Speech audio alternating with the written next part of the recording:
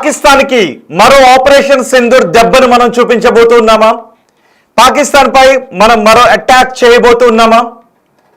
Army chief ఇచ్చిన warning చూస్తే ఈ సంకేతాలు నిజమనే అనుమానం కలుగుతుంది. ఆర్మీ చీఫ్ ఉపేంద్ర ద్వివేది పాకిస్తాన్కు స్ట్రాంగ్ వార్నింగ్ ఇచ్చారు.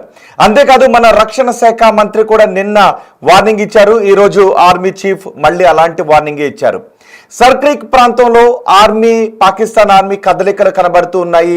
ఈ నేపథ్యంలో పాకిస్తాన్కి స్ట్రాంగ్ కౌంటర్ ఇచ్చారు. ఇప్పుడు రాజస్థాన్లో అనూప్గఢ్ ఆర్మీ పోస్ట్ను సందర్శించిన ఆర్మీ చీఫ్ ఉపేంద్ర ద్వివేది అక్కడ పాకిస్తాన్కి దిమ్మ తిరిగిపోయే వార్నింగ్ ఇచ్చారు.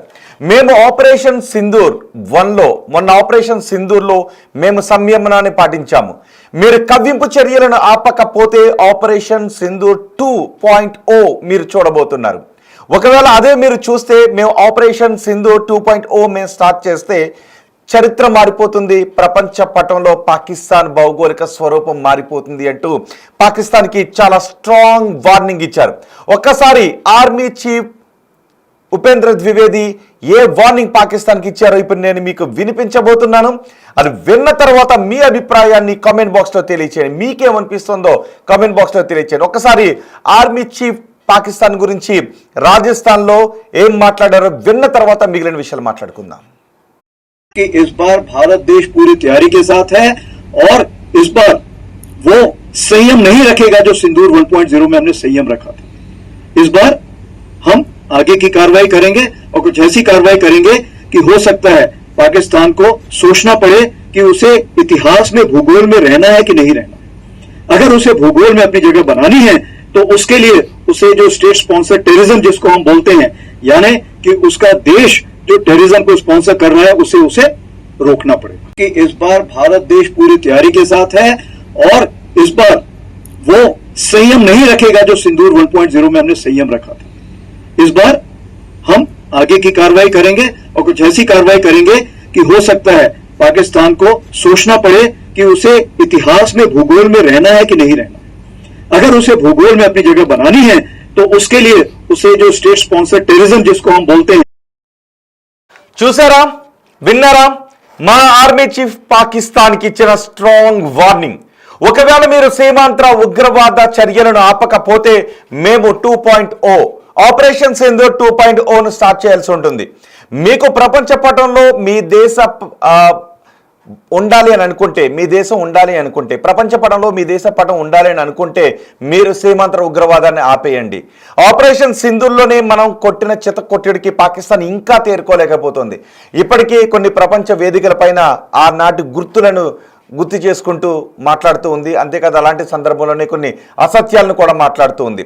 మధ్యలో అప్పుడప్పుడు ట్రంప్ వచ్చి నేను యుద్ధాన్ని ఆపేశానని అంటూ ఉంటుంటాడు. కానీ ఇప్పుడు మన దేశం ఇచ్చిన ఈ వార్నింగ్ చూస్తే 2.0 స్టార్ట్ అవుతుంది. మీరు ఒళ్ళు దగ్గర పెట్టుకోకపోతేనే వార్నింగ్ను పాకిస్తాన్కి ఇచ్చారు. మీరు ప్రపంచ పటంలో ఉండాలి అని అనుకోవడం, లేదు తుడిచిపెట్టుకుపోవాలి అని అనుకోవడం మీ ఆలోచన పైన మీ చేతల్లోనే ఆధారపడి ఉంటుంది. మీరు తోక జాడిస్తే మేము 2.0ని ఆపరేషన్ సింధూర్ 2.0ని స్టార్ట్ చేస్తామని చెప్తున్నారు. మేము ఇంకా సంయమనం పాటించామని చెప్తున్నారు. మీకు గుర్తుందిగా మనం ఆపరేషన్ సింధూర్ని స్టార్ట్ చేస్తున్న దెబ్బకి ఉగ్రవాదులందరూ కకావికలం అయిపోయారు. ఇంకా దెబ్బ నుంచి తేరుకోలేదు. ఇప్పటికీ ఆ దేశ క్రికెటర్లు వెళ్ళి అప్పుడు చనిపోయిన వాళ్ళ ఉగ్రవాదుల కుటుంబాలకి వాళ్ళు మొన్న మ్యాచ్ ఫీజుని డొనేట్ చేసిన సందర్భాన్ని మనం చూసాం. ఉగ్రవాదులు చనిపోతే ఆర్మీ దగ్గర నుంచి, రాజకీయ నాయకుల దగ్గర నుంచి ఆ దేశ క్రీడాకారుల వరకు కన్నీరు పెట్టుకున్న దృశ్యాలు మనం చూసాం. ఏమైపోతుందో తెలియక ఎక్కడ ఇంకా భారతదేశం చితకొట్టేస్తుందేమోననే భయంతో అమెరికా దగ్గరికి వెళ్ళి కాలు పట్టుకున్నారు. చైనాని సాయం చేయమని అడిగారు. టర్కీ దగ్గరికి పరిగెట్టారు. మధ్యలో వాళ్ళు కొంత కలగజేసుకున్నారు. కానీ మనం ఏ దేశ ఒత్తిళ్లకు కూడా తలొగ్గలేదు. మనం యుద్ధాన్ని ఆపడానికి ట్రంప్ కారణం కాదు. కానీ వాళ్ళు యుద్ధం ఆగితే బాగున్ను, పరిస్థితుల పరిణామాలు ఎటువైపుకు దారితీస్తాయోనని అనుకున్న మాట వాస్తవం. మనం కూడా అనుకున్నాక ఈ దెబ్బకి పాకిస్తాన్ ప్రపంచ పటం నుంచి మాయమైపోతుంది, POK భారతదేశంలో కలిసిపోతుంది అని మనం అనుకున్నాం. ఇప్పటికీ సింధు నది జలాల నీళ్ళు ఆపేయడంతో ఇప్పటికీ వాళ్ళ గొంతు ఎండిపోతూనే ఉంది. ఇప్పుడు మరో వార్నింగ్ ఇచ్చాం. ఈ వార్నింగ్ పాకిస్తాన్ వెన్నులో వణుకు పుట్టించే వార్నింగ్. మీరు సీమాంధ్ర ఉగ్రవాదాన్ని తప్పకపోతే మేం ఆపరేషన్ సింధు 2.0 స్టార్ట్ చేస్తామని. ఇది కూడా ఎందుకంటే సర్క్రిక్ ప్రాంతంలో, సర్క్రిక్ కూడా మన భౌగోళిక ప్రాంతం, అక్కడ అరేబియా సముద్ర జలాలతో ఏర్పడినటువంటి క్రీక్, అది బ్యాక్ వాటర్ వస్తూ ఉంటుంది అక్కడికి. సో అక్కడ పాకిస్తాన్ కొన్ని కదలికలు కనపడ్డాయి. వెంటనే మన ఆర్మీ అప్రమత్తమైంది. వెంటనే మన రక్షణ శాఖ మంత్రి రాజ్నాథ్ సింగ్ వార్నింగ్ ఇచ్చారు, మీరు అక్కడ తోక జాడిస్తే ప్రపంచ పటం నుంచి మీరు తుడిచిపెట్టుకుపోతారు, కొత్త చరిత్ర మీరు రాయాల్సి ఉంటుంది అని రక్షణ మంత్రి వార్నింగ్ ఇచ్చారు. మళ్ళీ ఇప్పుడు మన ఆర్మీ చీఫ్ ఉపేంద్ర ద్వివేది మరో వార్నింగ్ ఇచ్చారు. మా ప్రతినిధి శివ ఉన్నారు ఢిల్లీ నుంచి పూర్తి సమాచారం అందించడానికి. ఒకసారి శివతో మాట్లాడదాం. శివ, నిన్న రక్షణ మంత్రి సర్క్రిక్ ప్రాంతంలో పాకిస్తాన్ కదలికల గురించి వార్నింగ్ ఇచ్చారు. ఈ రోజు ఆర్మీ చీఫ్ మళ్ళీ అదే వార్నింగ్ ఇచ్చారు. చరిత్రలో ఉండాలని అనుకుంటూ ఉన్నారా, ప్రపంచ పటంలో ఉండాలని అనుకుంటూ ఉన్నారా, కొత్త చరిత్రను, కొత్త ప్రపంచ పటాన్ని ప్రపంచానికి పరిచయం చేయమంటారని వార్నింగ్ ఇచ్చారు. సో ఈ వార్నింగ్ ఎలా చూడాలి? రోహిత్, పరిసర నెలలో ఉగ్రవాదుల కాల్పుల తర్వాత ఆపరేషన్ సింధూర్ ను భారత్ ప్రారంభించింది. ఆపరేషన్ సింధూర్ లో భాగంగా పాకిస్తాన్, అలాగే పాకిస్తాన్ ఆక్రమిత కాశ్మీర్ లో ఉన్న ఉగ్రవాద స్థావరాలను గుర్తించి దాదాపు 21 ఉగ్రవాద స్థావరాలను గుర్తించారు. దాంట్లో 9 ఉగ్రవాద స్థావరాలను భూస్థాపితం చేశారు. ఇక మిగిలిన ఉగ్రవాద స్థావరాలను కూడా త్వరలోనే మట్టు పెడతామంటూ కూడా గతంలోనే ఇటు రక్షణ శాఖ మంత్రి, కేంద్ర హోంమంత్రి, ప్రధాని, అలాగే ఆర్మీ, నేవీ ఇలా ప్రతి తరపున కూడా చీఫ్స్ అందరూ కూడా కీలక వ్యాఖ్యలు చేశారు. అయితే నిన్న రాజ్నాథ్ సింగ్, ఈ రోజు ఆర్మీ చీఫ్ ద్వివేది కూడా, ఉపేంద్ర ద్వివేది కూడా కీలక వ్యాఖ్యలు చేశారు. పాకిస్తాన్ పై మరో అటాక్ భారత్ సిద్ధమవుతున్నట్లుగానే ఈ వ్యాఖ్యలు చూస్తే అర్థమవుతుంది. పాకిస్తాన్ కనుక తీరు మార్చుకోకపోతే దాడులు తప్పవంటూ కూడా ఆర్మీ చీఫ్ వార్నింగ్ ఇచ్చారు. ఈసారి పాకిస్తాన్ ను చరిత్రలో కలిపేస్తామంటూ కూడా, గూగుల్ మ్యాప్ లో కూడా లేకుండా చేస్తామంటూ ఆర్మీ చీఫ్ హెచ్చరికలు జారీ చేశారు. ఇక త్వరలోనే, అంటే మొదట ఆపరేషన్ సింధూర్ 1 సమయంలో మనం ప్రదర్శించిన సమయాన్ని మనం ప్రదర్శించము. ఈసారి పాకిస్తాన్ భౌగోళికంగా ఉనికిలో ఉండాలనుకుంటుందా లేదా ఆలోచించే విధంగా చర్య ఉంటుంది అనేది ప్రధానంగా ఉపేంద్ర ద్వివేది వ్యాఖ్యలు చేశారు. 2.0 ఆపరేషన్ సింధూర్ ఉంటుందనేది ఉపేంద్ర ద్వివేది వ్యాఖ్యానించారు. ఇక పాకిస్తాన్ లో ఇప్పటికే ఉగ్రవాద శిబిరాలు ఉన్నాయన్న ద్వివేది ఆ శిబిరాలన్నీ కూడా భూస్థాపితం చేస్తామంటూ కూడా వ్యాఖ్యానించారు. ఇక ఉగ్ర శిబిరాలను ఖచ్చితంగా ధ్వంసం చేయాలని కూడా ఆర్మీ చీఫ్ అన్నారు. లేదంటే పాకిస్తాన్ ను చరిత్రలో కలిపేస్తామని ఒక వార్నింగ్ కూడా ఇచ్చారు. అందుకు మన సైన్యం సిద్ధంగా ఉందని ఆర్మీ చీఫ్ పాకిస్తాన్ కు హెచ్చరికలు జారీ చేశారు. అంటే ఈసారి భారతదేశం మొత్తం కూడా పూర్తిగా సంసిద్ధంగా ఉంది అనేది ఉపేంద్ర ద్వివేది తెలియజేశారు. కానీ ఈ సమయంలో ఇటువంటి వ్యాఖ్యలు చేయడానికి కారణం ఏంటి? నిన్న రాజ్నాథ్ సింగ్ అదే అన్నారు. అంటే పాకిస్తాన్ మళ్ళీ ఏదైనా తోక జాడింపు చర్యలకు దిగుతుందా? ఆల్రెడీ మొన్న IMF నుంచి భారీగా లోన్ కూడా వచ్చింది, అమెరికా సాయంతో, చైనా సాయంతో, అటు దుబాయ్ కూడా సాయం చేసింది. ఆయుధాలను కూర్చుకోవడానికి ఆ డబ్బును వెచ్చిస్తారో అని పెద్ద ఎత్తున చర్చ జరిగింది.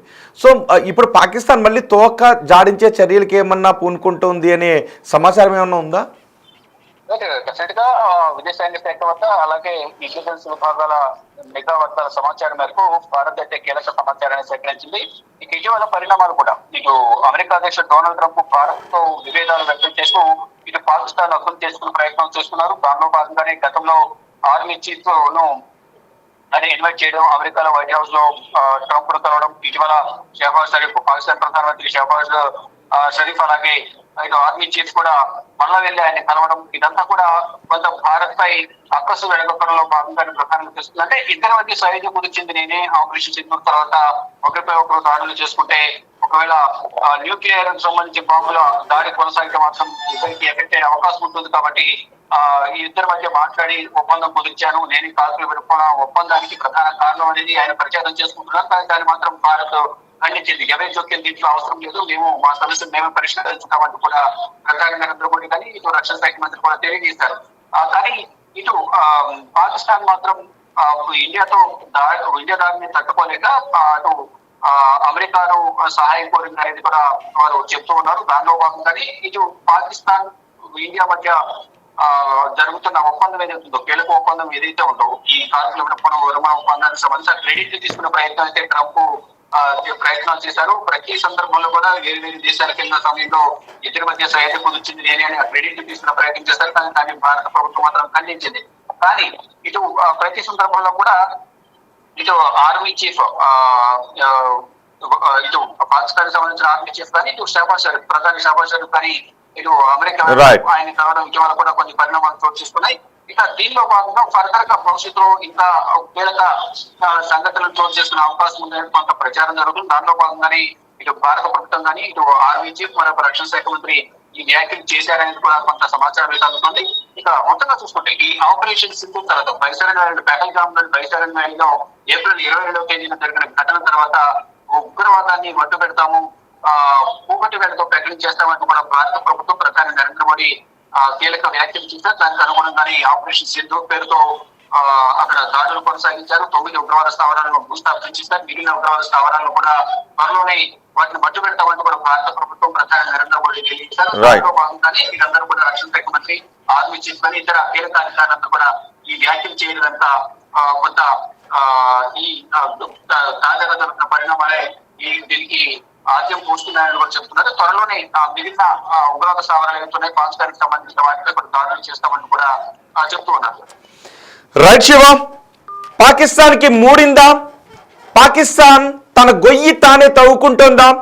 పాకిస్తాన్ కి ఇంకా బుద్ధి రాలేదా? మన ఆర్మీ చీఫ్ ఇచ్చిన వార్నింగ్ ఎలా చూడాలి? మన రక్షణ శాఖ మంత్రి ఇచ్చిన వార్నింగ్ ఎలా చూడాలి? సర్క్రిక్ ప్రాంతంలో ఇప్పటికే కొన్ని కదలికలు అక్కడ కనపడ్డాయి. తోక జాడింపుకు పాకిస్తాన్ దిగుతూ ఉంది. దీంతో మన సైన్యం అప్రమత్తమైంది. రాజ్నాథ్ సింగ్ వార్నింగ్ ఇచ్చారు నిన్న, ప్రపంచ పటంలో ఉండాలి అనుకుంటే సరిగ్గా ఉండు, లేదు అంటే కొత్త చరిత్ర రాస్తాం, కొత్త ప్రపంచ పటాన్ని ప్రపంచానికి పరిచయం చేస్తామనే వార్నింగ్ ఇచ్చారు. ఇప్పుడు రాజస్థాన్ వెళ్ళిన మన ఆర్మీ చీఫ్ అదే వార్నింగ్ ఇచ్చారు.